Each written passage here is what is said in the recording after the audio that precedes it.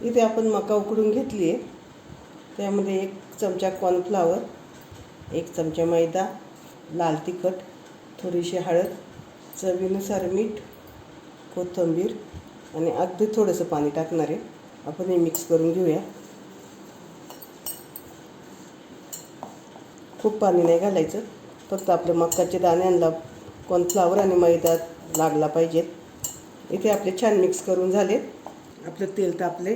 तेलामध्ये आपण कॉर्न सोडूया.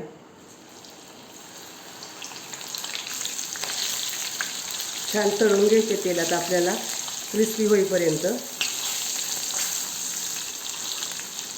आपले छान तळून झाले, आपण काढून घेऊया.